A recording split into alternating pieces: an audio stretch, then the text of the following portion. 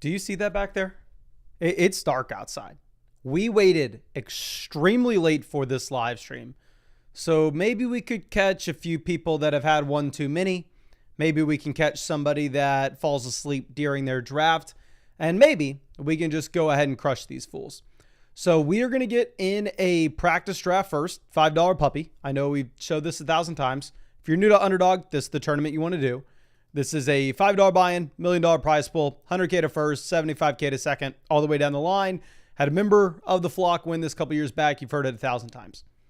And thank God for us, we are actually going to be getting the 12 slot, which y'all know my opinion. I think that there's 14 players that should be considered as round one fantasy picks this year.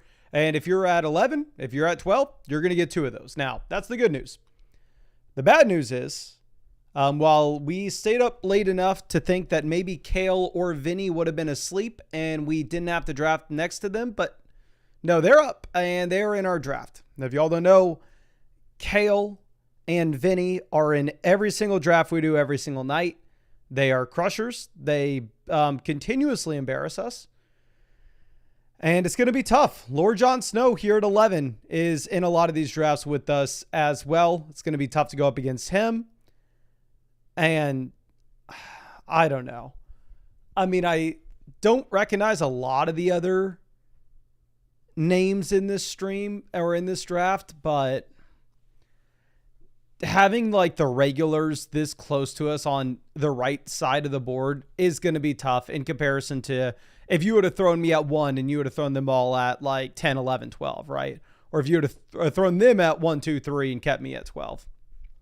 But appreciate you, ladies and gentlemen, for coming out to us with this stream, if that made sense.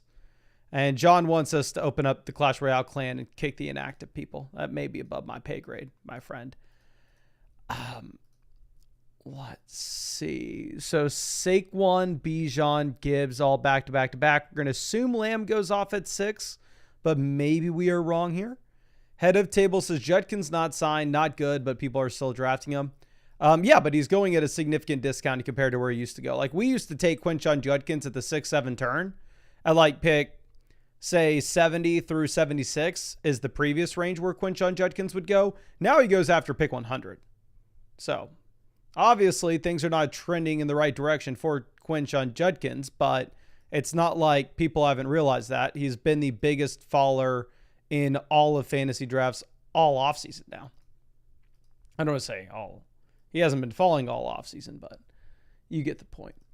So we are going to go ahead and I am going to take Achane and Brian Thomas here. I think you could actually maybe get a little sneaky and a little unique with this turn and go with the combination of Achane and Ashton Jeanty. But let me show you all this real quick. I'm going to stand by Achane. I'm going to continue to put him ahead of Derrick Henry, and we've recently moved him ahead of Ashton Jeanty in our rankings based off the historical research we've done for running backs in good offenses versus running backs in bad offenses.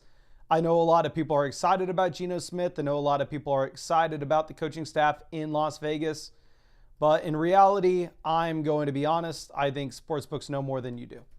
And they currently project the Raiders to be the 6th lowest scoring offense in the NFL. We can go ahead and we can pull up Devon Achane on the site and see Achane, he was the RB6 last year in fantasy points per game. That's incredible for a year 2 running back. But you want to see what's even better about this? If we go ahead and change this to only the weeks in which Tua played, so we're removing weeks 3, 4, 5, 6, 7, and we look at weeks 1 and 2, and then 8 through 17, Devon Achane jumps up to 21.2 fantasy points per game, and he was the RB2 during that stretch. So we've seen a crazy high ceiling. I mean, again, if we look at this stretch of games with Tua, Devon Achane was number 1 in the NFL among running backs in receiving yards as well as targets per game. I don't know what else you could ask for, to be honest. So I'm going to take him at 12. I'm taking him ahead of Jeanty. I think Jeanty's a better running back, but I think Jeanty's in a worse offense. And I'm taking him ahead of Derrick Henry. I think Derrick Henry's in a better. I think Derrick Henry's a better running back and a better offense. But I think Derrick Henry, one, has the age concern, and two, at the same time, isn't going to catch the ball to the same extent.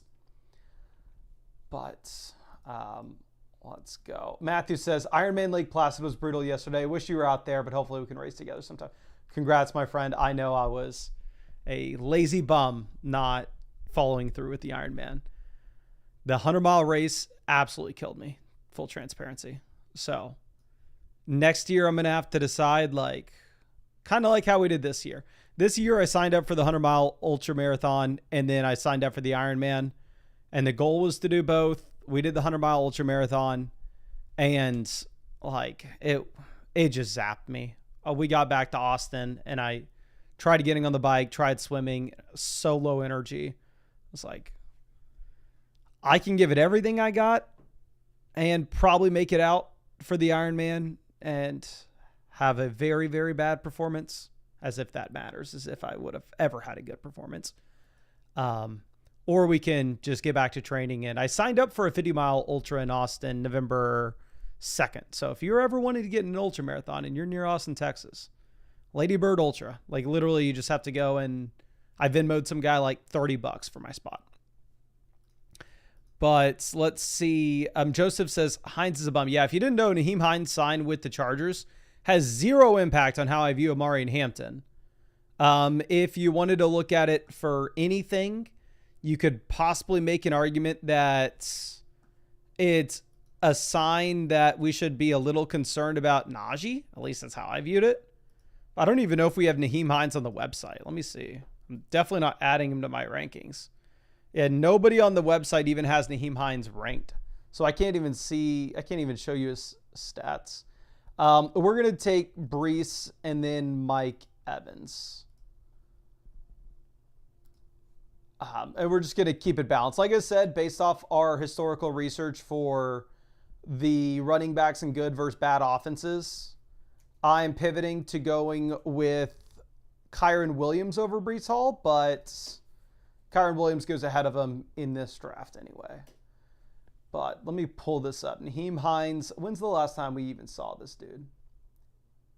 Okay, this is laughable. This is why he's not on our website. Last time Nyheim Hines had,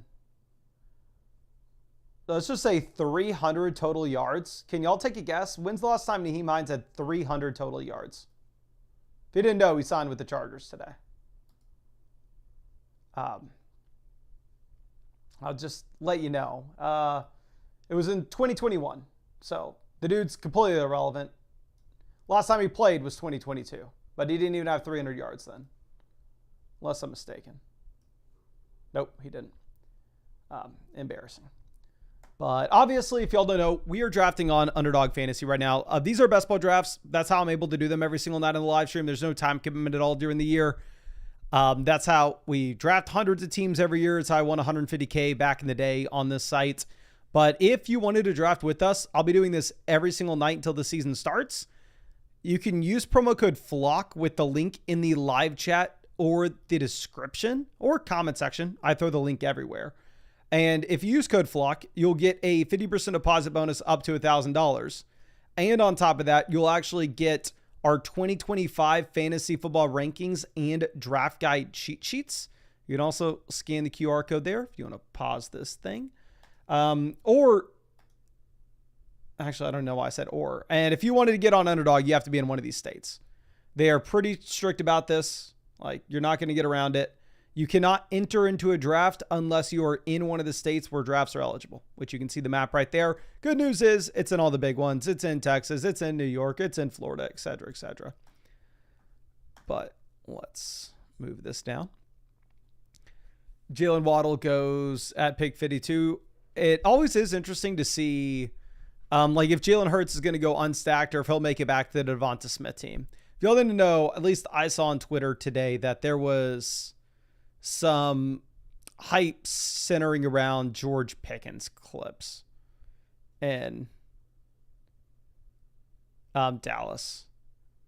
But Moon says, can we still send videos in for the Flock League spot? Yes, you can still send videos in for the Flock League spot. Full transparency, though, I don't know if y'all have seen on Twitter, I've retweeted some of the ones that have been sent to us, and there have been some very, very good clips sent. So if you are going to send in a clip, the deadline is Friday, so you still have all week. But this is the newest one from Dill Picks. This was incredible. This is the other one that I'd say is inside the top 5. I'm not going to show y'all the other ones inside the top 5 because they have sent them to me with an email. So we're going to hold those close to the chest for now. We're going to take Trevion Henderson. And then honestly, I'm going to take Jordan Addison, even with the suspension concerns. I think Jordan Addison is more talented than any other wide receiver available at this point. The only thing is, if you're looking at him in comparison to Godwin, obviously Godwin's the better player, but I think Godwin will miss more time than Addison does. So normally we're not reaching dramatically multiple times on ADP like we are here at 60 and 61. But to just be completely honest, like, it doesn't really matter if you're at pick 12. If I'm at pick 12, I know I'm not going to get Jordan Addison or Trevion Henderson back at 84. So the ADP doesn't matter. Y'all know if I'm at pick like 6 or if I'm at pick 7, y'all are very rarely going to see me go out there and reach 10 picks to pick up somebody ahead of ADP just because like it's they may make it back to us. All we have to do is pass on them here, and if they fall 3 picks past ADP, then we'll get them in the next round. But that's not a possibility when you're at 12. Okay. Let's move this down. Josh says he has too much Godwin. Okay, let me pull up the Godwin report that came out today, because that is something that's pretty relevant, of course. Okay. So here are all the reports today. If y'all don't know, I would say this regardless of if I was sponsored by Underdog or not, regardless if I love the app or not, which obviously I do. This is the best account on Twitter for sports news. Like, not player takes, but just accumulating everything that's relevant. So Naheem signs with the Chargers. Already talked about that. Completely irrelevant. Maybe it doesn't bode well for Najee Harris. And then also, was it yesterday that we saw the Chris Godwin stuff? Or was it this morning? Will Levis going to be out for the year. So Chris Godwin won't participate in team-related activities to begin training camp. But that was already expectation, right? Kyler says Godwin was on fire before injury. Yeah, I mean, you could pull him up on the site and see that. He was the wide receiver 2 in fantasy points per game before he went down. Let's go ahead and pull this up. 2025. His first 7 weeks are 22, 24, 17, 13, 11 and a half, 35, and then 13 and a half fantasy points, averaging 19.69 fantasy points per game, which was the second best mark in his NFL career. And he was the wide receiver 2 from a points per game perspective there. Okay. Mackinac says, is Godwin worth saving as a keeper? Yes, but it depends on your other options. Like Chris Godwin going at 76 here, in my opinion, seems like an overreaction from the report because we already knew Godwin wasn't going to be ready at the start of training camp. So if Godwin's like going in round 7, I'm going to take him every single time, at least in these like $5 best ball contests where it's like, you need a crazy high ceiling in the fantasy football playoff tournament weeks 15 through 17 to win $100,000. Like Godwin can do that for you. Okay. Head of table says, what's everyone's percentage on Levis? Obviously I didn't draft the Superflex drafts on Underdog, but I bet you he was going in the Superflex contest. We're going to take Josh Downs here. We for sure are going to need another receiver. And I think we go with, let's go with Igbuka. Mix it up, pair him up with Mike Evans. Make the concentrated bet on the Tampa Bay Buccaneers offense. And the thing is, while I think Tony Pollard is a much better option than Igbuka, like if you go over and you look at my rankings on the site for your redraft leagues, or you even just, let's look at the expert average. Where's Igbuka in comparison to Tony Pollard?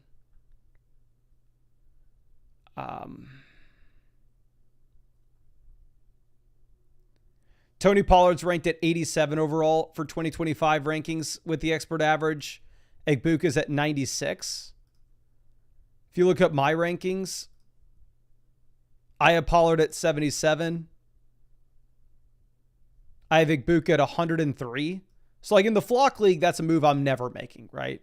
But in Underdog Best Ball drafts, you are going to have to boost up those wide receivers. They will be a little bit tougher to come by.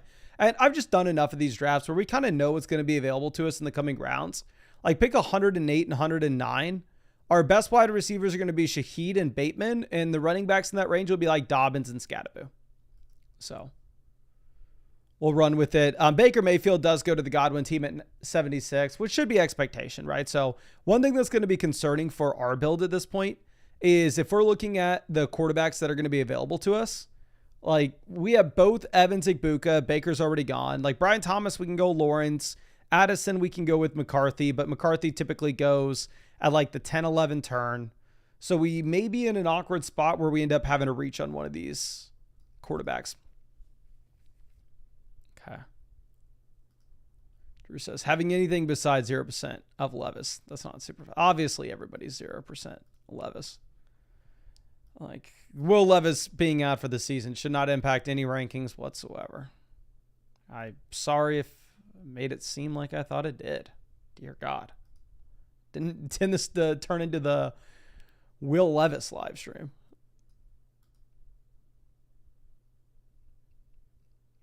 Riz says, is Kyren really going to do anything this year? He was one of the least efficient backs last year, and the Rams got other pass-catching running backs. Okay.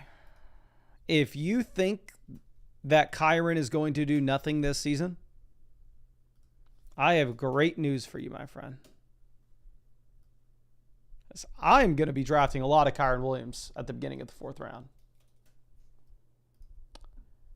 On Underdog, they currently have Kyren higher, lower, 1,024.5 rushing yards, higher, lower, 10.5 rushing touchdowns. You compare this like Brees, who's going alongside. Brees is higher, lower, 5.5 rushing touchdowns, 899.5 rushing yards. So feel free to go take some lowers on Kyren, but I would be hesitant to do so. I would not advocate for that. Okay, let's see what Lord Jon Snow does.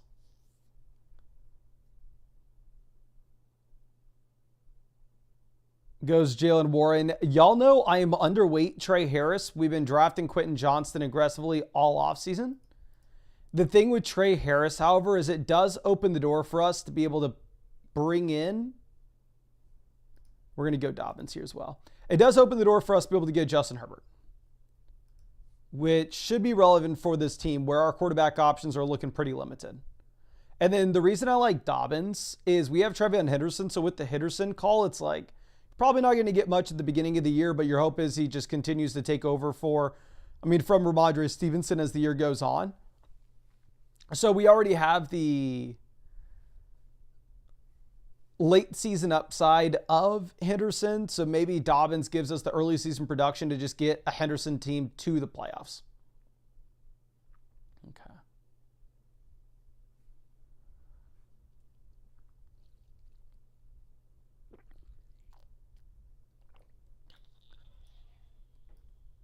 Let's move this over. Bulldog LLC says, what are thoughts on week 14 buys? It does not matter. I'm sorry, but the drafting around bye weeks, in my opinion, is the worst thing that you could possibly do in fantasy football. Like, I wouldn't even use it as a tiebreaker in terms of like, oh, this player's a week 14 bye. I like that more than this player with the week 8 bye. Here's my honest opinion. Like, obviously, some underdog tournaments, it will matter. Like, if you're in the eliminator contest, yes, of course. Here's my honest opinion with why, like, we'll get questions centered around bye weeks. Is because you go on any draft platform. This isn't just an Underdog thing. It's going to be on your ESPN draft platform as well. You get limited player information when you're looking to draft. Rashad Bateman, what does it tell you? He plays for the Ravens, and he is a bye week, week 7. So I think people get into these drafts and they just kind of latch on to anything here that they can read. And then all of a sudden they're trying to figure out if like it matters that Ramadre is a week 14 bye versus Javonte with a week 10 bye. It doesn't matter at all. Like on flockfantasy.com when we built out the mock draft platform for y'all. I'm going to add the bye weeks because y'all asked for them, but I initially didn't tell the developers to include the bye stuff just because for me, I never use it. I don't think it matters. Okay. Kevin says, are there Superflex mocks and can you change the draft size number? Is it only 12? So if you're looking at the mock drafts on flockfantasy.com, the public mock drafts at the moment are only 12 teamers. Like if you're going to be in a public mock draft with everybody else, if you wanted to do a draft simulation, you can change it there to whatever league size that you want. And I met with the developers today to give them the adjustments of auto drafting as well as bot drafts for those different leagues. So we are going to get Trevor Lawrence. Lawrence going to be a super easy pick to pair up with Brian Thomas. We don't get McCarthy making it to us. We don't get Justin Herbert making it to us. So it is going to be a little awkward with what we have with our other quarterback situation. I think we may just end up taking my favorite player in this range. This is more of a player take than like a structure thing. We also need some tight end points. I think Dallas Goedert scores a lot of points in comparison to the other players in this range. So we're going to go with Lawrence to pair up with Brian Thomas. Maybe some people would say, oh, I'll make the consolidated bet, take Byshell Tootin as well. My thing is I just think Dallas Goedert's a better pick than Byshell Tootin. So we're going to take him. Will says, I'm a kid. Can I submit a video for the Flock League? You can submit one, my friend, but in reality, I'm sorry, but I'm not like, we're not letting a 13-year-old into the Flock League. I'm not having to try to contact a parent and explain why I'm trying to fly your 13-year-old out to Austin. We're not putting you on the internet. So, we're no. You have to be at least 18 years old to be in the Flock League. But Michael Penix does go off at 134 to Jon Snow. I did see Kel sniped us on Justin Herbert. He had Ladd McConkey, and he also gets him the big Q at 137. So this is something that I actually reached out to Underdog with. Q says, Mason, what's your favorite pick'em this season? So with the Underdog pick'ems, I reached out to them because I've seen on the app that they have like, I don't know if they'll have them right now. Like it's harder to see on the website too. But like y'all know Underdog works with like Gilbert Arenas. So they'll have like a Gilbert Arenas pack. And say you were to normally add in 2 pick'ems and then it would be like a 3.5x. But if you tail the Gilbert Arenas pack, it's boosted. So instead of it being a 3.5x, it's a 5. It's like a 5.5x, right? So you get like a 50% profit boost on it. So I reached out to Underdog to ask if they would let us do that with the NFL season long stuff. Cause I've never done that with them before. But they said, yes, they're going to, let me see exactly what they said. They essentially told me they would. I think they're waiting on something. They said, we should be wrapping up some pack testing soon and then we'll be good. Okay. So what would actually be interesting is if y'all didn't make me just come up with these alone for the pick'em stuff. If y'all had any pick'ems that y'all have looked at that y'all really like, that y'all want me to include in a Flock pick'em pack, like I said, I can get that boosted for y'all. So instead of you going with like 2 pick'ems for a 3.5x, it'll be like 2 pick'ems for a 4.5x or whatever it is. So let me know what your favorite pick'em projection is on Underdog at the moment. If y'all have looked at the season long stuff, I like Trey Harris for fewer than 4.5 receiving touchdowns. And I like Jack Besh for fewer than 649.5 receiving yards. But if y'all like anything that stands out, let me know. Cedric Tillman goes. Stafford off the board. So looking at quarterbacks that are going to be available to us, you have Cam Ward, Sam Darnold, Aaron Rodgers, and Anthony Richardson at this point. A few running backs that are falling. We know Lord John Snow's not going to be taking a quarterback. He already has 3. So here's what I'm thinking here. I'm thinking at 156, 157, we for sure take Cam Ward because Cam Ward's going to give us some options later at wide receiver and tight ends that we can very easily stack him with. And we're going to take Isaac Gurindo as well as our 5th running back. I haven't taken a lot of Gurindo, but this does seem like a great price.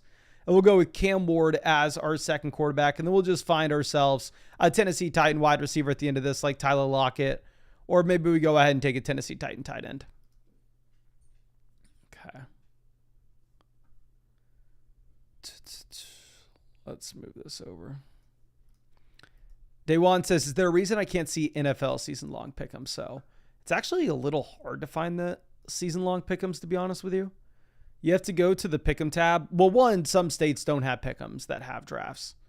But if you can see the normal pick'ems, you have to go to the pick'em tab and then like scroll all the way over to NFL SZN. So NFL season. And that's how you can see the season-long pick'ems.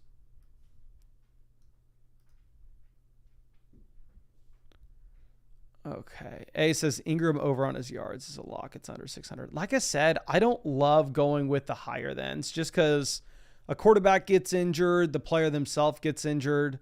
So like I understand looking at like Evan Ingram, higher, lower, 574.5 receiving yards. Looks appealing. Like, let me even pull up.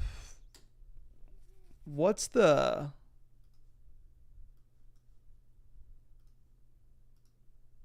setup right now on, like, what's the season Evan Ingram's coming off of? It's higher, lower, 574, right?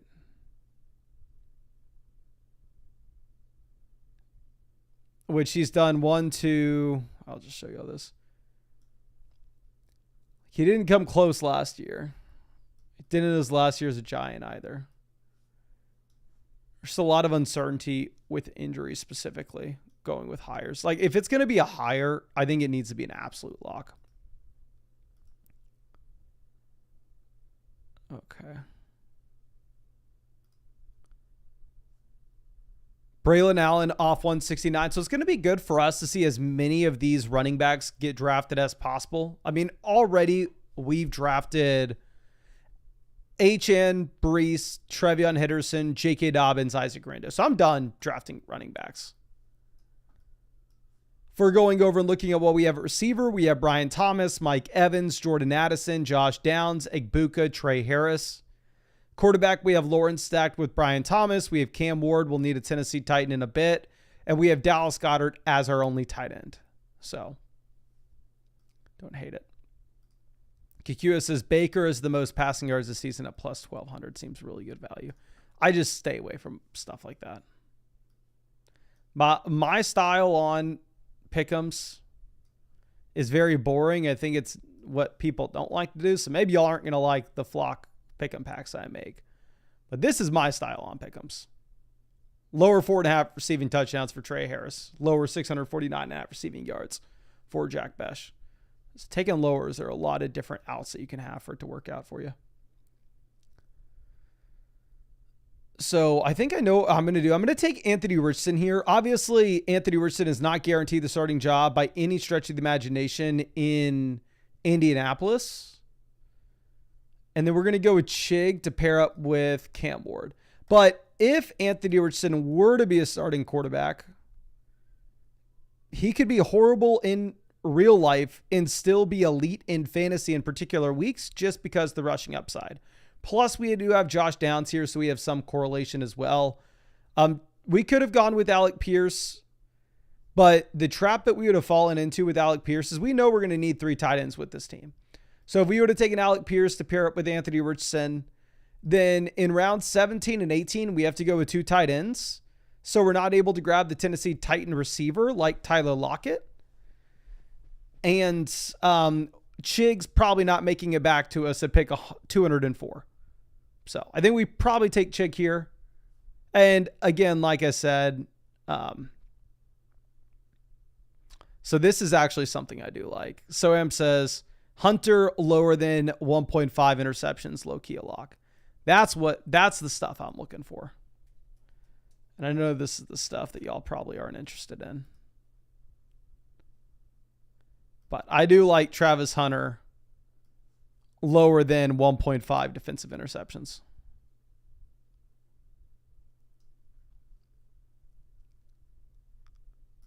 A true franchise says if he flies out a 13-year-old, there'll be a draft from prison. Yeah. Flock draft from prison. Play prison knockout for draft order.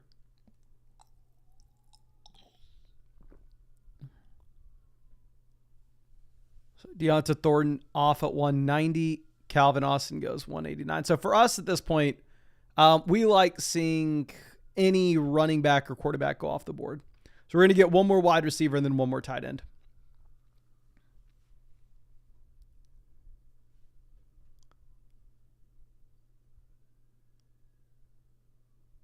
Okay. Jalen Noel goes 192.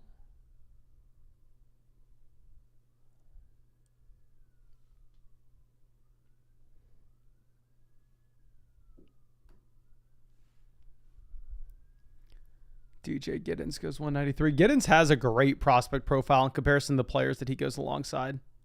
Obviously, you're sitting in a range where none of these running backs are guaranteed to be anything. I would say, though, like if the starter were to go down in front of him, DJ Giddens, in my opinion, has a higher ceiling as a player than what you're going to get from Justice Hill. Has a higher ceiling as a player than what you're going to get from Rico Dowdle, Austin Eckler, Nick Chubb. But also, like specifically for best ball, you're going to get usable weeks from Justice Hill. You're going to get usable weeks from Austin Eckler. You're possibly going to get usable weeks for Nick Chubb. So it is going to be very different. Like your strategy for your super late round running back calls, like the running back you take in the last round of your fantasy draft versus the running back that you take in the last round of your best ball draft. Because like realistically, DJ Giddens, Justice Hill, the starting running back goes down in front of them. Derrick Henry gets injured and Jonathan Taylor gets injured. Justice Hill, I'll probably rank as a borderline flex play. And DJ Giddens, I may rank as a top 24 running back. I'll probably need to see it for a little bit first, but we'll probably eventually get there for him. Okay, so we are wide receiver, tight ends. Vinny takes Lockett from us. I love the Elijah Arroyo pick. I would have gone with him myself. I think we're going to take Dalton Schultz for some boring tight end production. And then we're going to go down and take... Actually, I don't want Alec Eomanor, just given that we're going to take a boring... The exact last thing you want to do is just double click the top of ADP in round 17 and 18. But I do think Keenan Allen and Dalton Schultz are objectively the best picks on the board. I would like Alec Eomanor to pair up with Cam Ward, but... We already have Igbuka. We already have Trey Harris. We already have Jordan Addison potentially suspended at the beginning of the season. I do want to take a receiver that I think can give us some looks at the beginning of the year. So we'll still get in a regular redraft mock draft on flockfantasy.com at the end of this live stream, but I want to just keep firing underdog drafts. I think it'll honestly be more useful for me, or at least easier for me, to kind of just stay in the best ball mindset while we're doing the best ball stuff and then do the regular redraft mock after, where we're trying to gear in our strategy specifically for the like quarterback tight end differences that we're going to have in best ball versus your regular league. So we have the 10 slot. Y'all know I like 14 players as potential round one picks, but one of those guys honestly makes it to 15 quite often. So not stressing at all about this. And this is Best Ball Mania. Just, I know people are annoyed with me doing this 1,000 times. I know 99.99% of y'all already drafted on Underdog. You already know this. Y'all been here for years, and you know I appreciate you. Let me just explain this once in this live stream for anybody that's new here. If you're wondering how there's a fantasy football draft with a $25 buy-in, $15 million prize pool, $2 million for first, $1 million for second, all the way down the line, I've actually got 16th place in this tournament. And I've made it to the finals twice. But anyway, you draft against 11 other people, 2 highest scoring people in weeks 1 through 14, advance to the playoff tournament, We're in week 15. You have to go up against 12 people. If you're the highest scoring team, you advance to week 16, where you have to go up against 15 people. If you're the highest scoring team, you go to week 17, where you have to go up against 538 people. If you're the highest scoring team, you win $2 million. Second highest scoring team, you win $1 million. 16th place this year would be 70,000, which would be really nice. But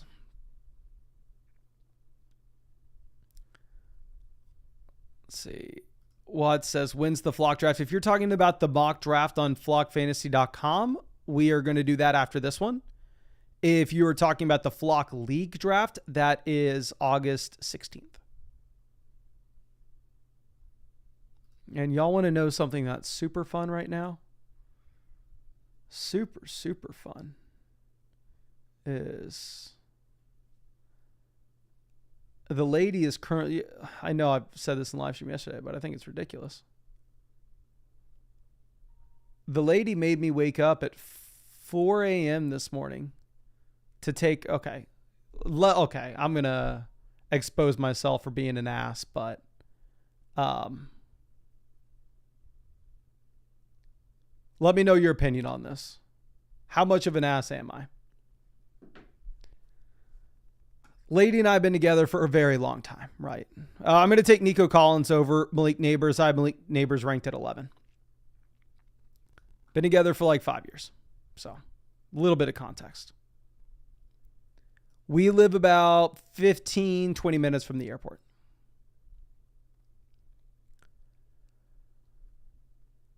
What do you do if your girl has a flight?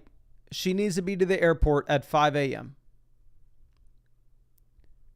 Do you wake up at 4 with her? Team at 12 goes unique. They go Derrick Henry, T. Higgins. Or do you offer to pay for her Uber to the airport? Spam the chat right now. Let's just make it easy. I'm going to go with, do we want Achane over Brian Thomas? Let's go wide receiver. We'll mix it up from the last draft. Okay. Spam the chat. Uber or drive? Uber or drive? Okay. And keep in mind, I offer to pay for the Uber.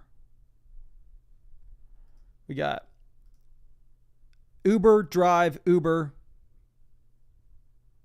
drive, Uber, Uber, drive, drive, drive, drive. Well, I ended up caving. I ended up driving. I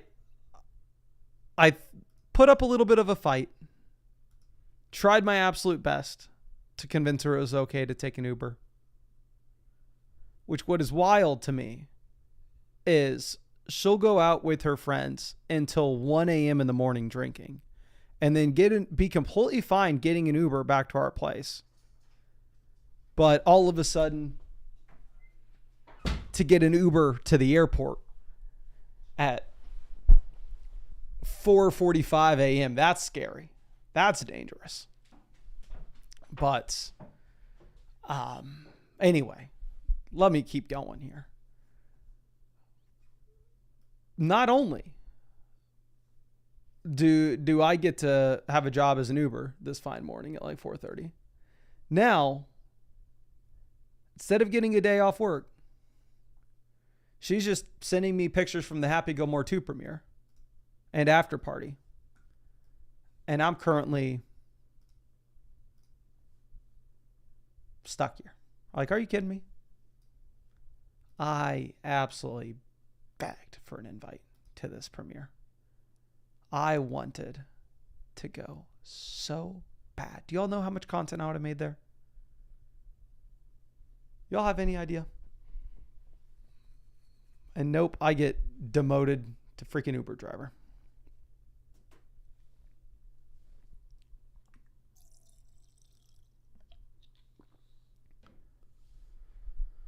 All right.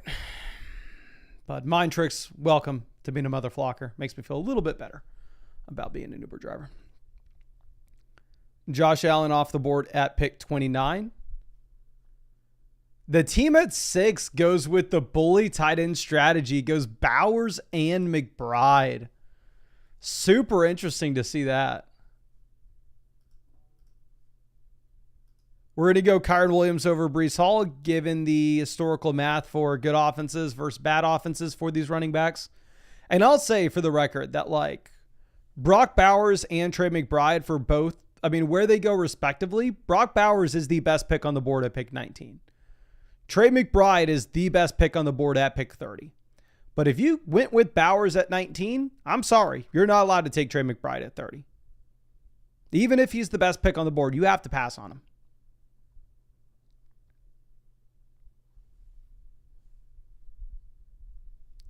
So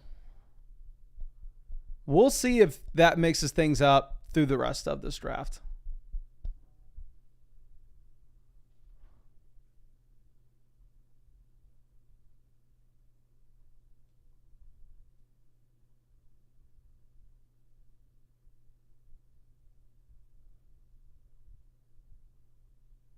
Okay, Kittle goes. We may go Hampton. Yeah, we're going to go Hampton. Y'all know I already have a ridiculous amount of Worthy. And I know Hines signs. That has literally no impact on Hampton. If anything, like I said, I think it maybe doesn't bode well for Najee. If there's any impact from it at all.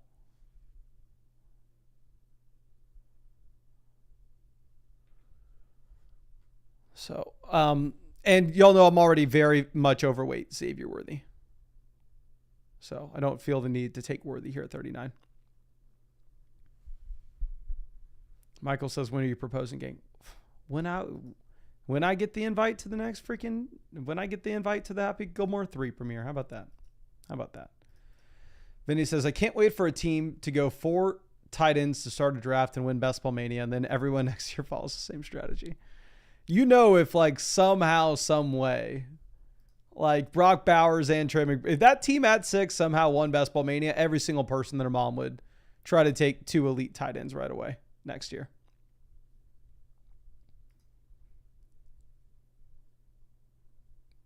Okay.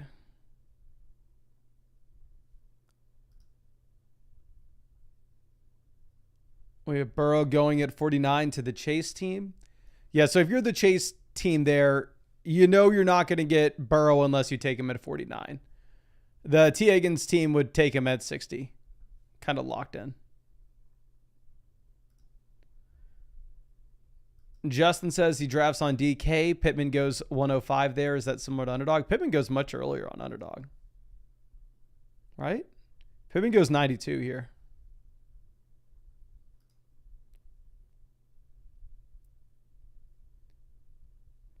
Andrew says, who was on the winning Best Ball Mania team last year?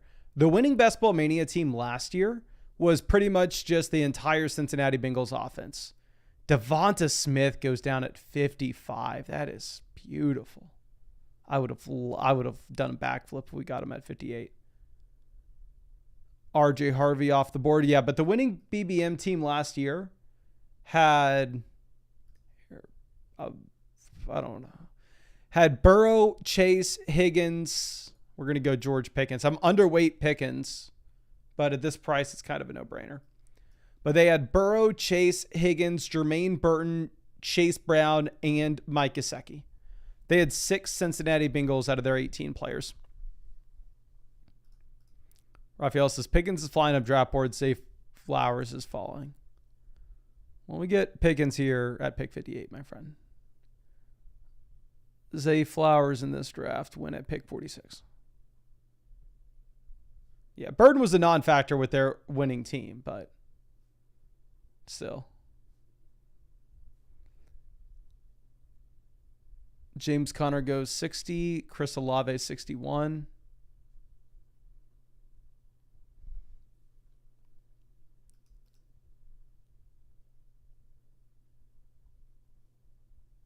What does this team do? Goes Juwan Jennings. This is a weird draft. We're going to get Chuba Hubbard at 63. For that running back value, I'm very excited that we went wide receiver. Y'all know I really like Devon Achane. I think we took him in the round 1 of last draft. We're going to try to be overweight on him in general.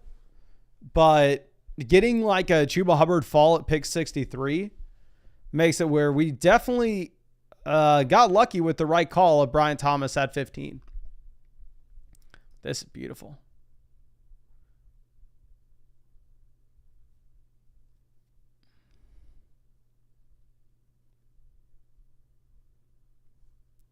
DeAndre Swift goes 68. Yeah, even Montgomery goes. Oh my. Did y'all see what that team at 6 just did? Sam Laporta on the Bowers McBride team.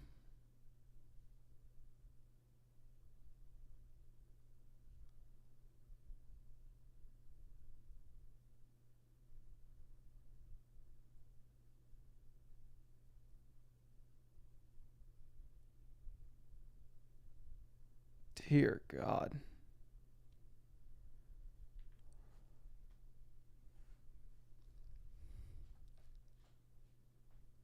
Yeah, Team 6 just loading up on every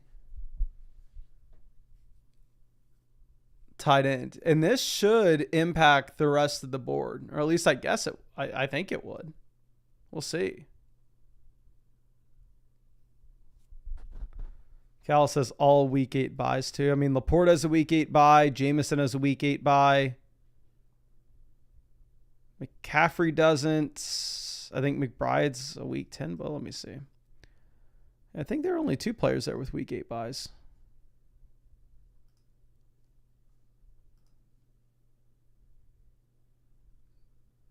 Actually, oh yeah, McBride and Bowers have week 8 buy. That's hilarious.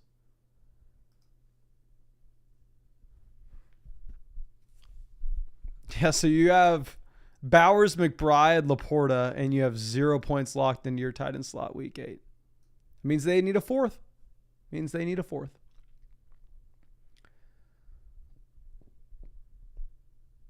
I think I know what plan A, plan B is here. We're going to take Matthew Golden over Jaden Reed. Then I know what we want on the way back.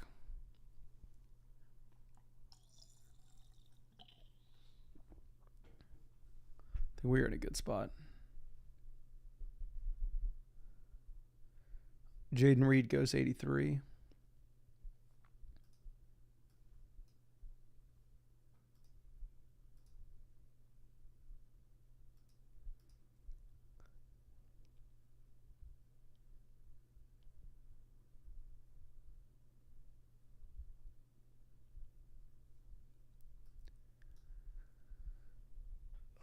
Okay, give us our guy.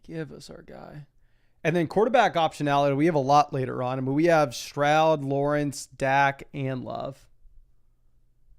Oh, gosh, I wanted TJ Hawkinson here just because I'm afraid the tight ends are going to get pushed up later. We'll go Josh Downs at 87. I definitely preferred Hawk.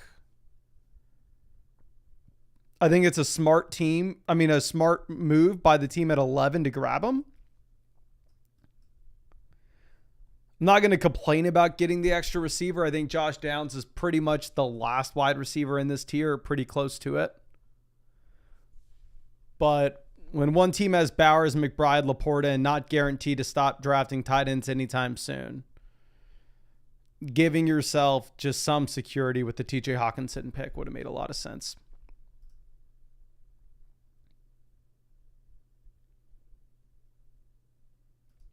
Tom says I use the waiver wire for tight ends. Yeah, but Underdog, you don't have access to the waiver wire. Your team's locked after the draft. So you kind of got to get in.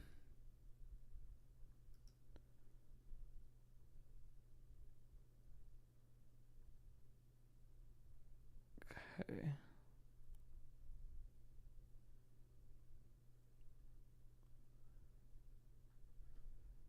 Kelsey goes 92. Andrew's off at 94 to the Lamar team.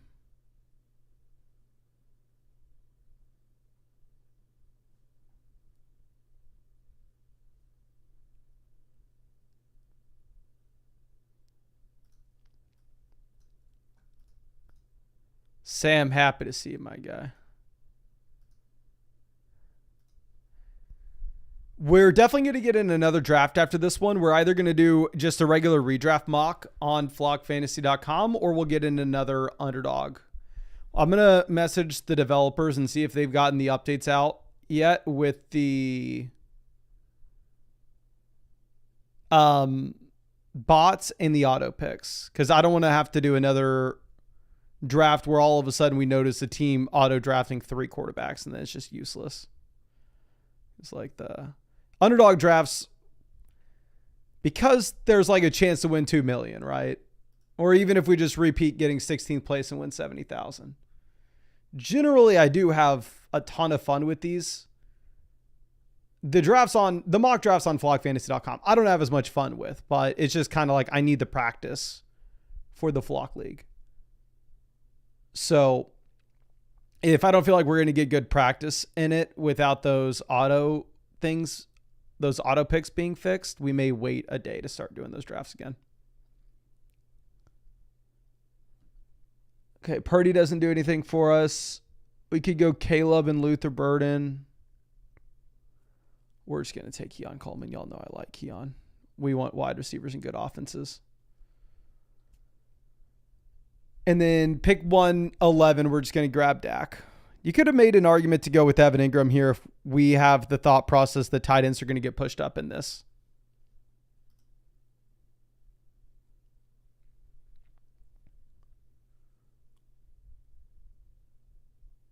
Luther Burden goes 107.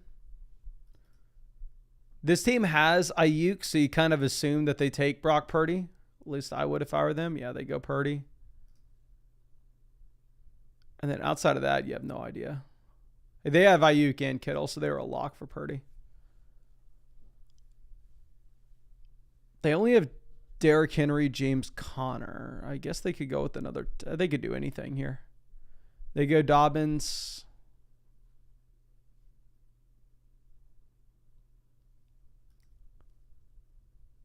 This team could kind of do anything as well.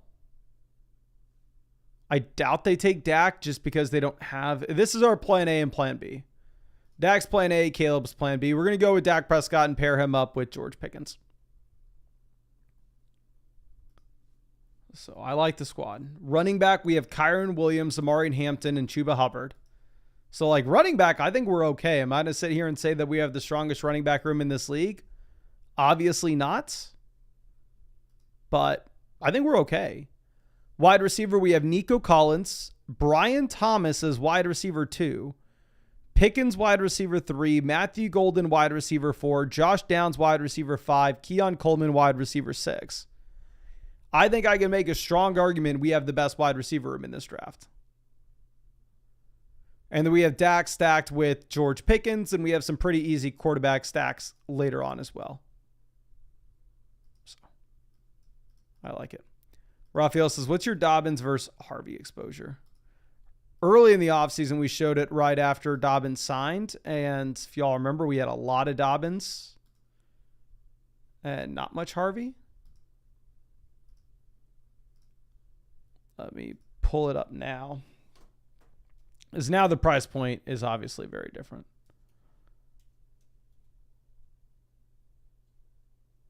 Dobbins, I'm at 6.4%. Harvey, I'm at 7.5%.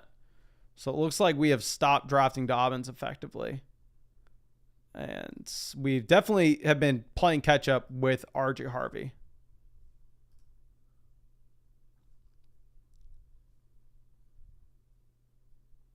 Yeah, sadly, I do not have the best tight end core in this draft. That is true. And that team did take... Hey, he needed it. Okay? We going to act like he didn't need the 4th tight ends? He needed somebody to score points in week 8.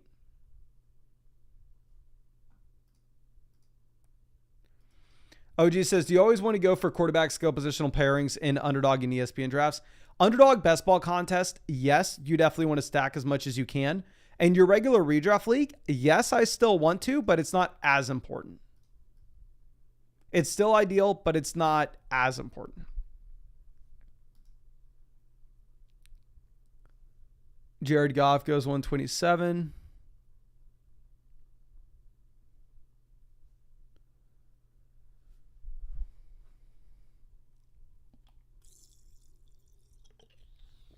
I would be surprised if this draft got thrown out. It's not like he's reaching dramatically. It would be different if you took like Tyler Warren round 3. But like Underdog's not going to throw out a draft just because somebody took one too many players of a singular position, right? We're going to take Trevor Lawrence here to pair up with Brian Thomas. Actually, let me just double check. We're not going to do that. We are going to take CJ Stroud instead.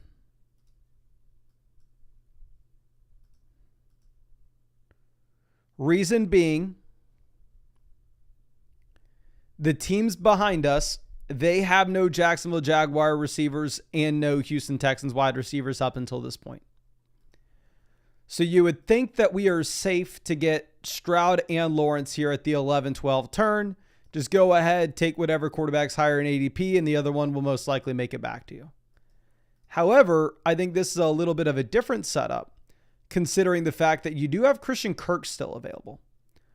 So because Christian Kirk is still available, you may end up seeing, I was going to say this team decide to go with the combo of Stroud and Kirk, but they end up going with Lawrence here instead. So we don't get the player we were wanting. It's not going to be the end of the world. It is what it is. So if we're looking at what we can do here with this next selection, we could go Justin Herbert, pair up with Hampton and make an argument Hampton's going to have some receiving usage, but probably not a strong enough bet. What I think I'm going to do instead is just go with the player that we like with Dallas Goedert. And also at the same time, y'all know I'm taking Dallas Goedert here kind of regardless of the draft context, but I think the tight ends do become a little bit more meaningful, especially knowing that that team has already taken 4 of them, with 2 of them being the elite players. So Dayon says, what is a draft getting thrown out? Is that it being invalidated? Yeah. So like, obviously Underdog has to put in like integrity measures, and they do like automated monitoring of like where players go in comparison to ADPs, how weird a draft room is, because what Underdog can't have happen is they can't have like 10 buddies all get in the same draft and then 9 of them go like, hey, we're going to let you build a super team. We're all going to reach on players and take like guys like Nyheim Hines or Shadur Sanders in round 1. And we're going to let you draft Justin Jefferson, Jamar Chase, and Amon-Ra St. Brown all on the same team, right? Because then that'd be a cheat code, how you turn $25 into $2 million. So Underdog has things in place to make sure that that doesn't happen. And if they see like a couple people drafting together doing that, they'll end up throwing the draft out, refunding everybody in the draft, and banning those people from Underdog.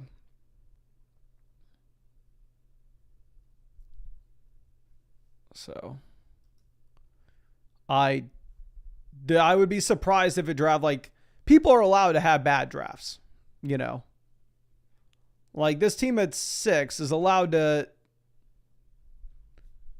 go with Bowers, McBride, Laporta, and Tyler Warren at ADP. The last thing you would want is anytime a team that is drafted that has no shot to win, immediately the draft's thrown out. Like you kind of hope to get in draft rooms where there's one person that drafts a team that has no shot to win and they just pay the rake for everyone.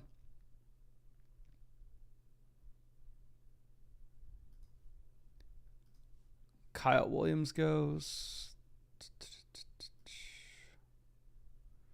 Move this down. We only have 3 running backs. I mean, we can definitely take a couple of running backs here. And I'm going to take a third quarterback, but I don't think it's like a big deal that we need a third QB right now. We'll take Isaac Rindo at 154.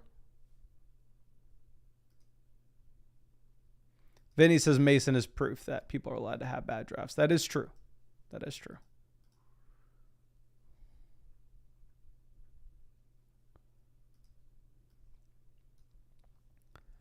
Britton Strange goes to the team that took Lawrence from us. I could have been petty. We could have taken taken Britton Strange and not let them have him with Lawrence. But I will not do so. And then we will probably take we'll take Jaden Blue. Y'all know I'm underweight Jaden Blue, where we've drafted very little of him. But at the same time, we are already making a bet on the Dallas Cowboys offense, having Dak Prescott, George Pickens. I know he's falling given the report that you have centering around him potentially being lazy, blah, blah, blah. He immediately came out and said, that's not true.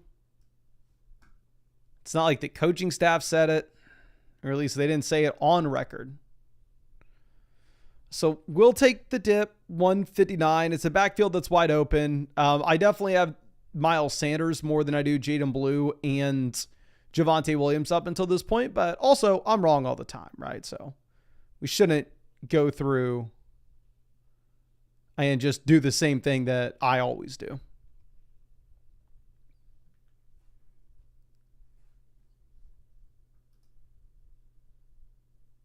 Okay, Brandon says, can Jaden Blue be a receiving back? That'd be a hope.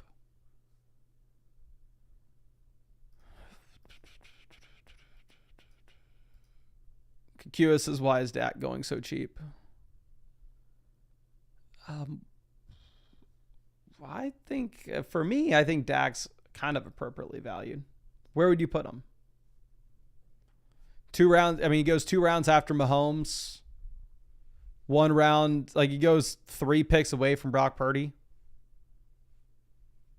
Like, would you rather have him than Kyler Murray, Bo Nix? Because Kyler Murray and Bo Nix are going to run the ball more. So I don't think Dak Prescott's like overdrafted. I'm not saying he's a bad value, but I don't think I'm not going to sit here and scream that he needs to be in the same round as Mahomes.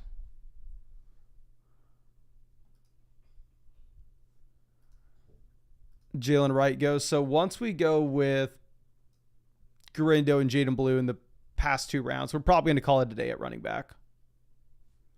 We definitely need to draft a total of 3 tight ends with this team. That's for sure.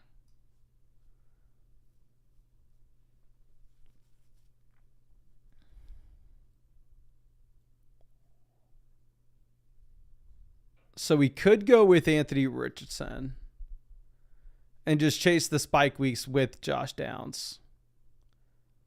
Could also go with the quarterback that we just know is going to be a starter for all 17 weeks unless something goes horribly wrong. I think we are going to go with Sam Darnold here at 178. And then take a pick that y'all will hate me for soon. Y'all won't hate me for it, but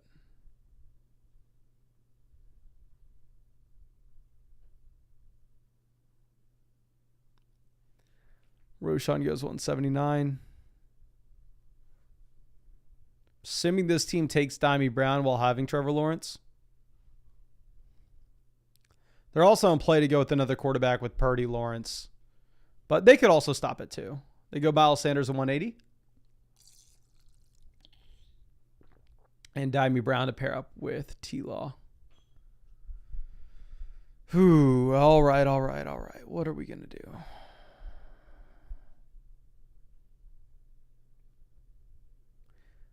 Now that Michael Wilson's off, instead of going with Mason Taylor, where obviously we need a new tight ends, I am going to take a different tight end that was drafted in round 2. I'm going to scroll way down and take Elijah Arroyo 30 picks ahead of ADP. I don't know if he's going to make it back to us. We need a stack with Darnold. I don't think his situation versus Mason Taylor, is it that different? Now that Noah Fant's cut, they both have very clear paths to be starting tight ends immediately. Both drafted in round 2 of this year's NFL draft. Both have alpha wide receiver 1s in their own offenses. I don't think Elijah Arroyo is that different than the other tight ends at this point, knowing that Noah Fant's gone. It'd be very different if Noah Fant was still there, but I'm not going to take Elijah Arroyo in round 16 in every single draft. I think he's still going to be around 17, round 18 pick. You don't need to reach 3 rounds ahead of ADP on him, but we're going to do it. Okay.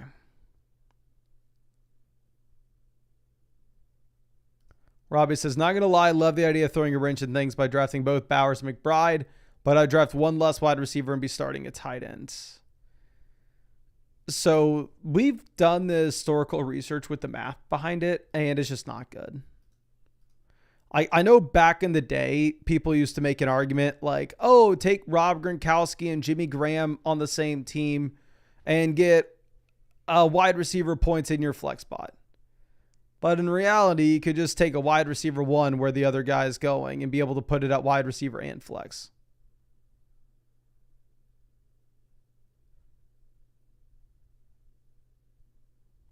So, yeah, I would advise again, and I like the elite tight ends. Like I said, I think Brock Bowers at 19, Trey McBride at 30. Independently, these are the best picks on the board. Like if I'm on the clock at 19, Brock Bowers is a better pick in my mind than Jonathan Taylor, Ladd, Lamar, Garrett Wilson, Bucky Irving. I'm on the clock at pick 30. Not thinking about anything else, I think Trey McBride is probably a better pick than Tyreek, Devontae Adams, JSN, Kyren. But taking them together and limiting one of the players like to the flex where you have 3 wide receiver slots and a flex where that wide receiver would be eligible for, it's a tough sell.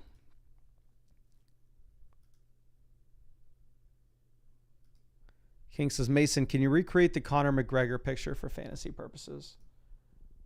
What picture is it? Conor McGregor photo.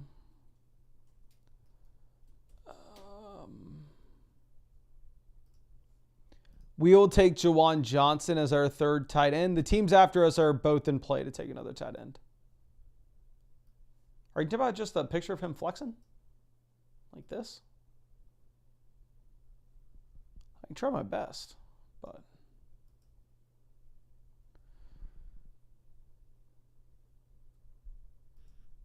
Ghost Cardinal says, what landing spot for Fant would throw ADPs in a frenzy? None, really. Like, where could Fant go that a tight end's getting projected based primarily off of volume and not necessarily talent?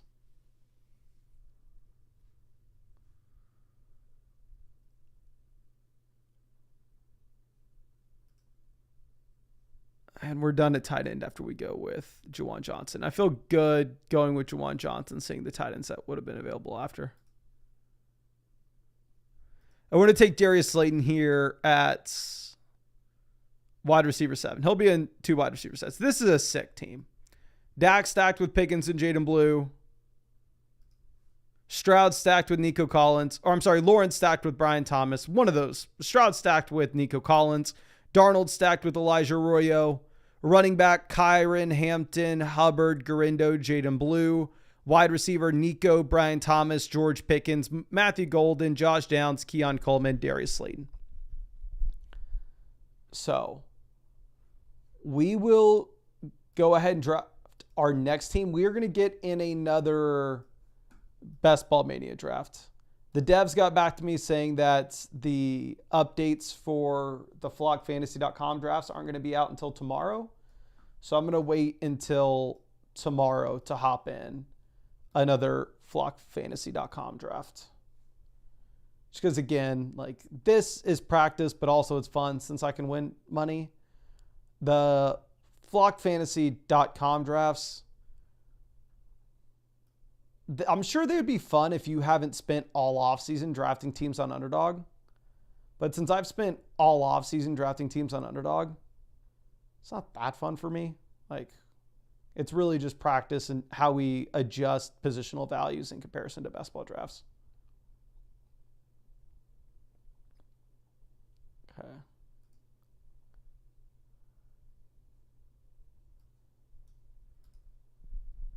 So pick 4 is going to be very different than where we are at in the back half. Like, honestly, I'm not a big fan of pick 4. We'll see.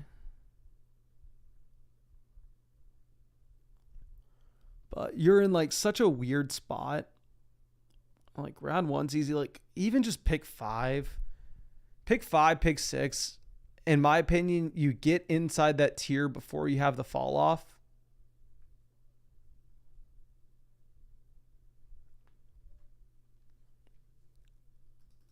Here, Barkley, Lamb, Gibbs. It's all the same to me. We'll take Barkley in this instance. But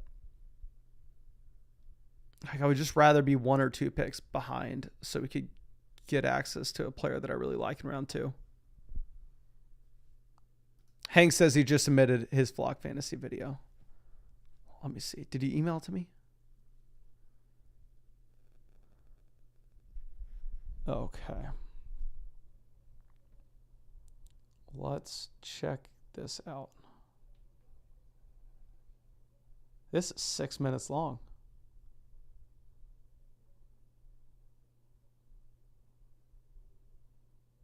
Okay. We have homework to do on... God, you've uploaded a lot of videos on your channel. All right, Hank, I'm excited to watch it, my friend. I'll watch that before I go to bed tonight. Thank you for sending that over. So after we go with Barkley, no big shocks so far in this draft. No big surprises. And yeah, 6 minutes, technically longer than the cutoff of 3, but don't worry. Hopefully it's good. Hopefully it's good. So what I'm going to do with all the Flock League submissions is I'm going to take the best 5 to 10.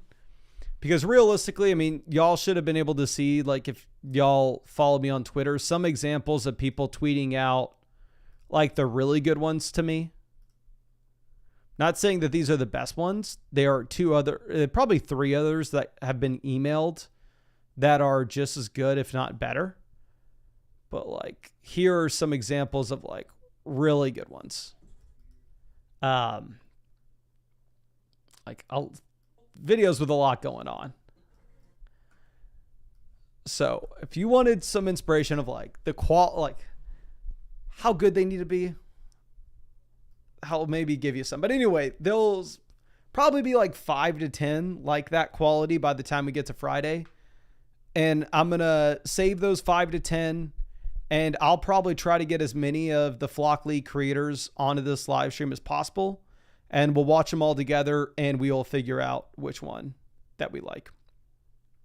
And we'll definitely announce the winner by next weekend.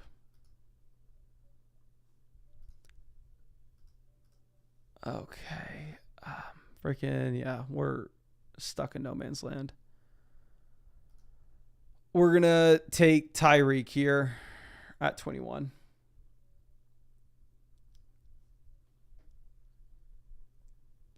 I'm not going to fault anybody at all for going with Bucky over to... Honestly, I just need to take Jacobs here. Like, I have no idea what to do with this pick.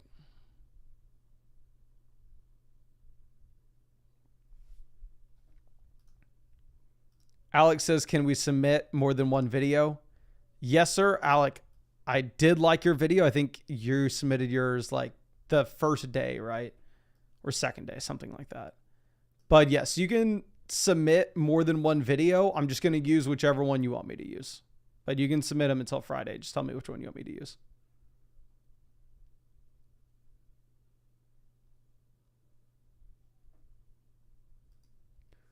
Okay, Trey McBride goes 25. Chase Brown off. What's we're at this range? I'm just going to take an elite quarterback. I'll take Josh Allen or Lamar Jackson, whoever makes it. We'll take Allen. So we have Barkley, Tyreek, Josh Allen. Am I super excited about this? Probably not. What was the alternative, though? I don't think there could have been anything in this draft I would have done where I'd have been like, oh, okay, we just nailed that. Perfect. Owen asking how many trophies we have on Clash. Right now, my Clash trophies are severely limited by my troop rank. The highest ranked troop I have is 12. So I can't do much better than where I'm at. Trophy wise, I'm at 7,034. King Rube says, make sure you pick the best person, not just the best vid. So it's much easier. It's much easier said than done. I'm going to try my best. And like I said, I'm going to get like the best 10 clips and bring them, and we'll have as many creators that we can get in on the call vote on it. Alex asking if we're doing a redraft draft that we can do.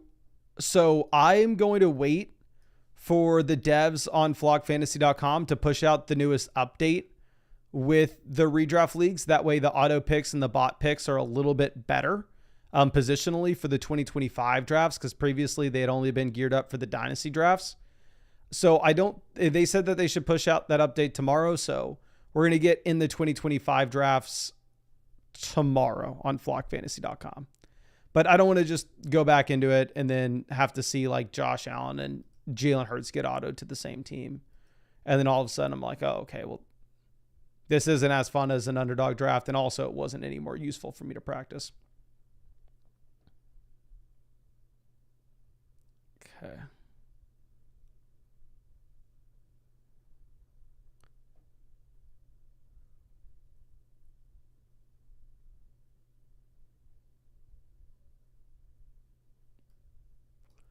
Terry McLaurin goes pick 43, which is by far and away the latest I've ever seen him get drafted.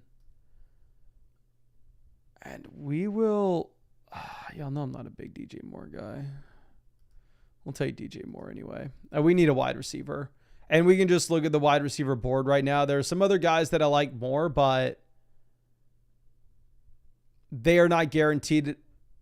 I mean, they could possibly make it back to us where DJ Moore never will. So we just kind of have to. Matthew says, who are all the guys in the Flock League? There's Nathan and Avery from Domain, Zach Medaki from Land, there's Sal Vetri, there's Corey and Bush from FSE.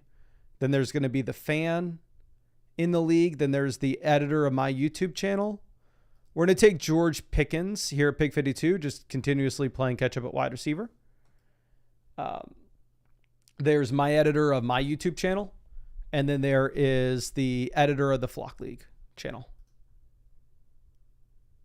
Antler Ice, you will have my vote for sure. Antler Ice, you'll haven't been able to see his video. He emailed it to me. It wasn't on Twitter. But that's full transparency, probably my favorite video. We'll see what the other creators say. But I honestly haven't even seen it in like a week, though. Let me pull it up.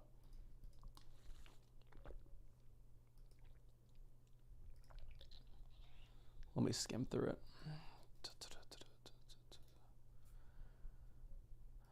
Okay. Jalen Waddle goes 56. I probably prefer Waddle over a couple of these guys. Like, honestly, I may prefer Waddle straight up over Pickens. Ooh, gotta turn this down. But I just think that if we're looking at how things are trending for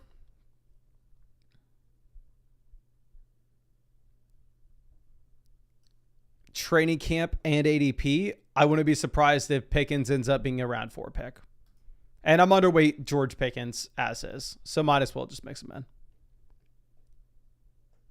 Jackson says you have to spend some serious cash to get to 9,000 trophies. So I've been debating buying the Battle Royale pass again. I bought it last season. But I'm trying to spend less time on Clash, not more time. And I know if I buy the Battle Royale pass, I'm going to spend more time. Okay, so we are, I don't want to say still catching up at wide receiver, but probably still catching up at wide receiver.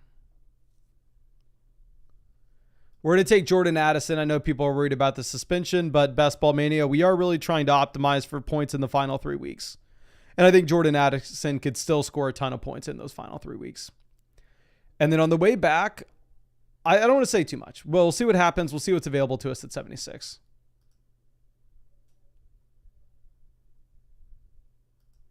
Kikua says, if you win Best Ball Mania, will we get a chest opening stream? We will, if I win Best Ball Mania, dear God. I can't even begin to think about what I will do. I will be so obnoxious, you wouldn't even believe it. We're going to take Chris Godwin. I'm sorry, I understand that Godwin's not ready to start practicing at the beginning of training camp. That's why he was going as a low-end wide receiver 3 in fantasy drafts, not a top 3 player as he finished last year. So if we're going to get him as a wide receiver 4 at this point, I'm game. Oh, hey, real quick, I don't know if y'all saw, but I swear, maybe I'm wrong, but I bought Sunday Ticket like last week, and I think it was cheaper than it usually is. Let me pull up how much I bought Sunday Ticket for.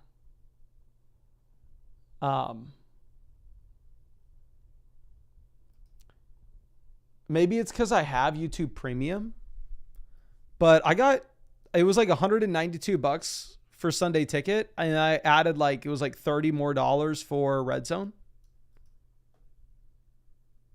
So if you have YouTube Premium, which I 100% recommend, I would see if you have in your email like a deal for Sunday Ticket.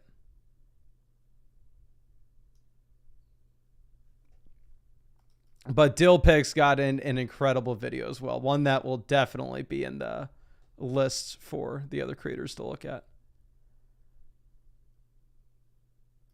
Yes, of course I'll make rankings videos soon. I mean, we have the wide receivers, running backs rankings already out.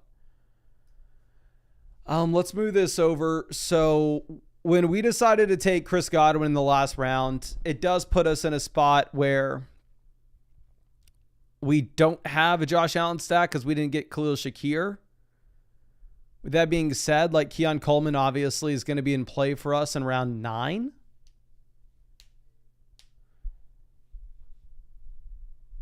But also we can look at running back here too, with only having Barkley. Kyler makes no sense for us. Bo Nix makes no sense. Justin Fields makes no sense. So we wouldn't go quarterback. Travis Etienne goes 91. Less is more goes Jordan Mason. So I'm actually going to F it. I don't know if I can go Michael Pittman.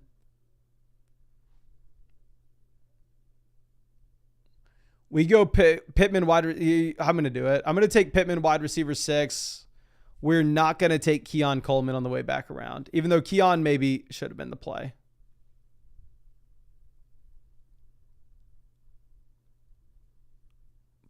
But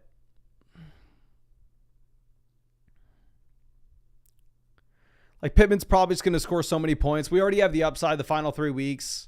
But we do need a wide receiver to just give us some stable production at the beginning of the season where we may not have it from Addison Godwin. Johnny, the overall rankings are already posted on flockfantasy.com.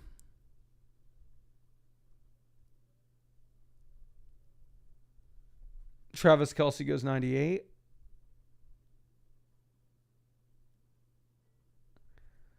Oh, dear God. Do we go Judkins or Tyron Tracy?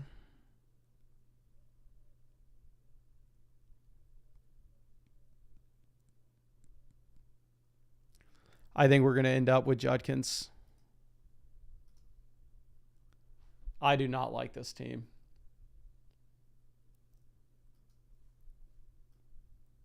Here's the hope. We look back 3 months from now and go, oh, remember at the end of July when we had nothing to talk about, so we overreacted to the Chris Godwin injury. We overreacted to the Quinshon Judkins and Jordan Addison suspensions. And people were able to draft Chris Godwin as wide receiver 40, as Jordan Addison as wide receiver 36, and Quinshon Judkins at pick 100. Do y'all remember that? That's the hope. In reality, We just try to catch 3 falling knives, and we just got cut way the hell up.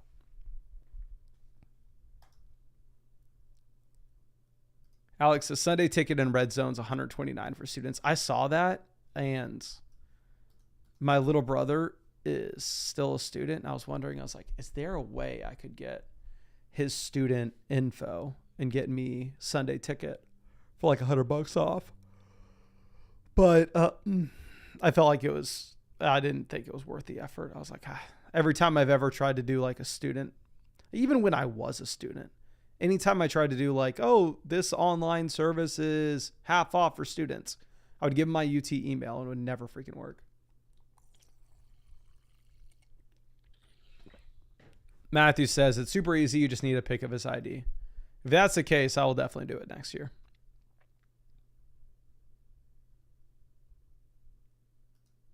Vinny says, you may have saved me some money, Mason. I just checked my email and saw my auto renew is significantly more than yours.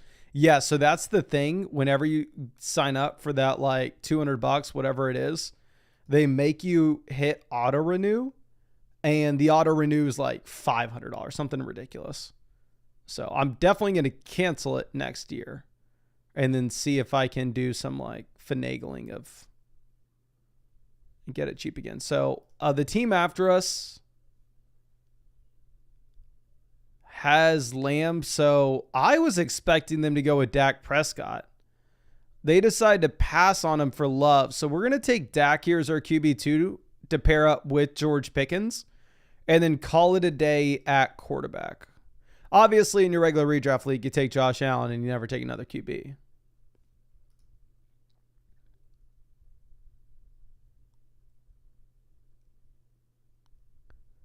$13 Johnny says, does Sunday ticket allow you to watch all the games? It allows you to watch all the out-of-market games. So, yes, pretty much. On Sunday, that is. And not the primetime game. So, not like Sunday night, Monday night, Thursday night. Tyler Warren goes 119. Sharp and Joku. So the entire way that our team is currently set up is we are built around a bunch of players that are going to give us upside near the end of the year, but not production at the beginning of the season. So later on in this draft, we need to look at some players that can possibly give us early season production, even if they're going to get their jobs taken from them by the end of the year. So I think the perfect example of that player is going to be like Ramondre Stevenson. We do end up getting Dalton Kincaid going immediately after, which sucks. It would have been nice for us to get Kincaid on the way back around, but by no means was it a guarantee, and I'm not going to fault anybody at all for taking Dalton Kincaid ahead of us, of course. It's not like you need Josh Allen to take Kincaid. But it does mean we're going to have Josh Allen unstacked, which honestly is not the worst thing. As Josh Allen can very easily give you 80 rushing yards and 2 rushing touchdowns in a single game.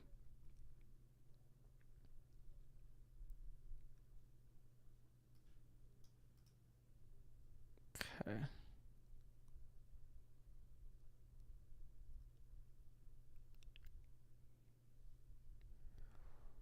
Marv goes 130. Byshell Tootin goes 131.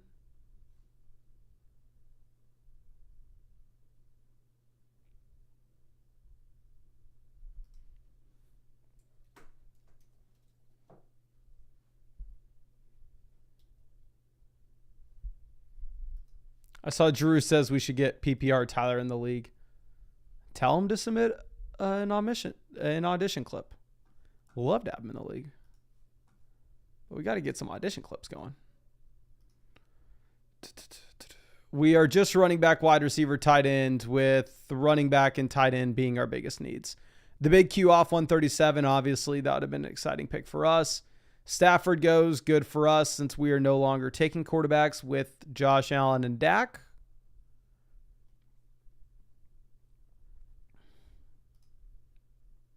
Chris says, I'm curious why everyone has Allen ranked ahead of Lamar this year, even though Lamar smoked him, blah, blah, blah. Let me see. We're going to take Dallas Goedert here as our first tight ends.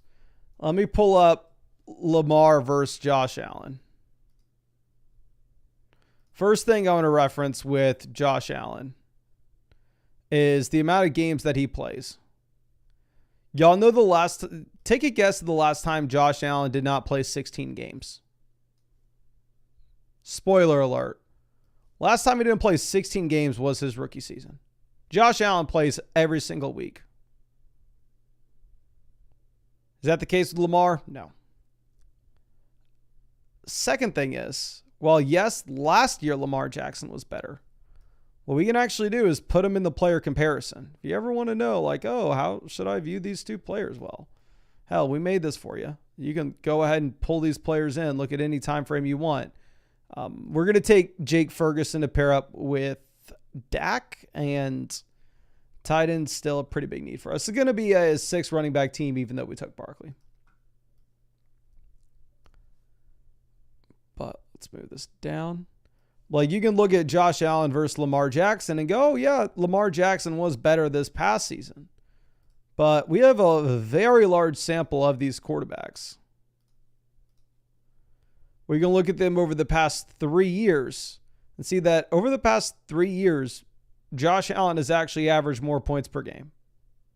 23.4 in comparison to Lamar at 22.2. Combine that with the fact that Josh Allen is much more reliable, or at least historically it has been, with the durability.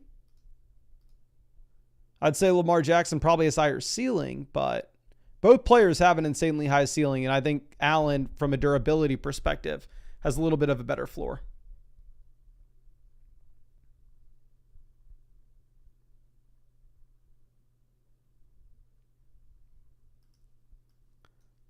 Okay. Budamadan says, what's the earliest you'll go for Allen, though? So it's going to be very dependent on your league settings. Like, I know I've said this 1,000 times, but we've started working on those draft guide cheat sheets for every league.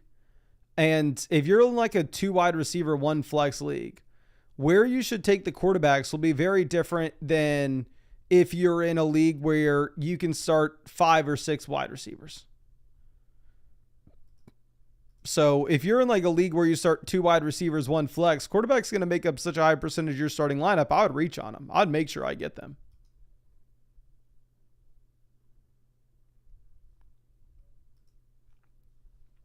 Okay, Tank Bigsby goes 159.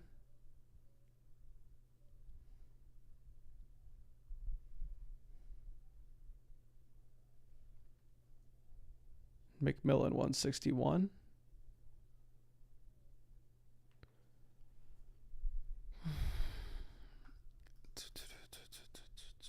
Okay, we're not taking quarterback here. We're just running back, wide receiver, tight end. We could go Romeo Doubs, call it a day at wide receiver. Do we want to do that? Then we'll have rounds 15, 16, 17, 18, 1 tight end, 3 running backs. Yeah. Okay, we'll take Romeo Doubs. Hopefully we get some usable weeks that can cover us for the Addison Godwin missing performances at the beginning of the year. And then we will just look at running back and wide receiver. I'm sorry, running back and tight ends in the final 3 rounds. Or 4 rounds, excuse me.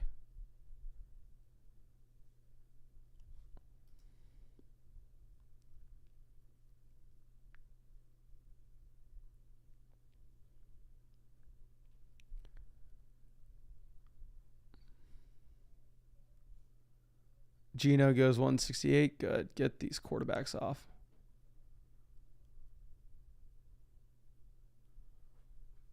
Adam Thielen 169.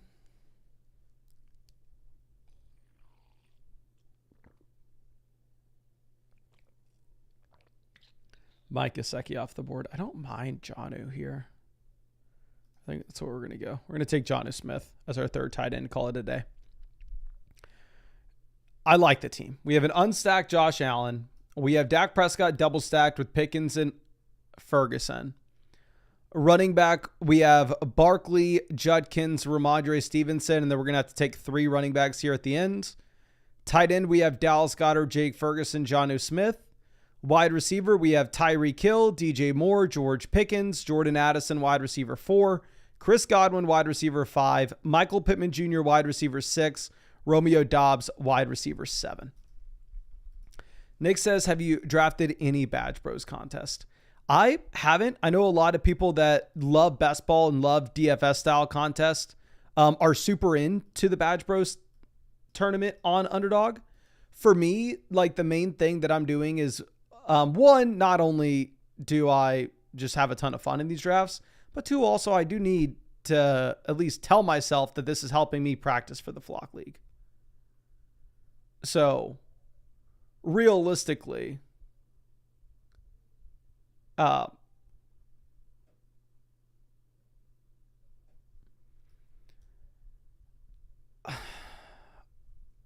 it's not for me. Like I've also proven that I can be pretty damn good in these style contests. Whereas once you make it like a 4 or 5 person draft, then I'm going to just get smoked.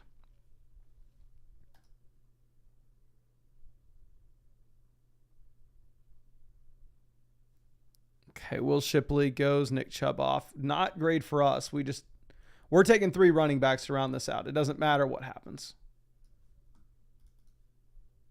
I know typically you go running back in round 1. You're not looking at a 6 RB build.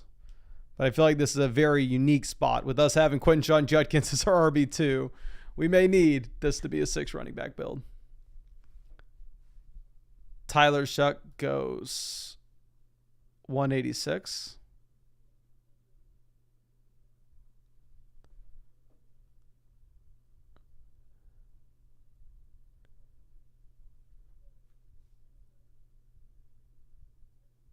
Thornton goes 187. Marshall and Lloyd goes. So we're going to get Rico Dowdle at RB. And then I know who we won at 196 at running back. We'll see if we get him. It's back-to-back drafts. Elijah Arroyo in round 16.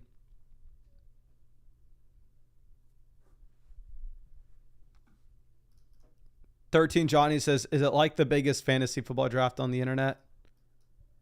Somebody can correct me if I'm wrong, but and I know it sounds arrogant to say coming from me, but I would say that yes, the Flock fantasy draft, the Flock League is the biggest fantasy football league in the world. I'd say that. Maybe there's one that I don't know about.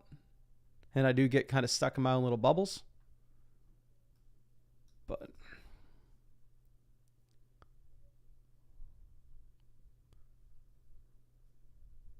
let's see. We are going to take Justice Hill as our 5th RB. What we are really wanting with Hill is just give me a couple usable weeks to cover for Quinshon Judkins if we have a suspension. Like, again, Justice Hill is somebody that in the Flock League, in your regular ESPN draft, I would never take.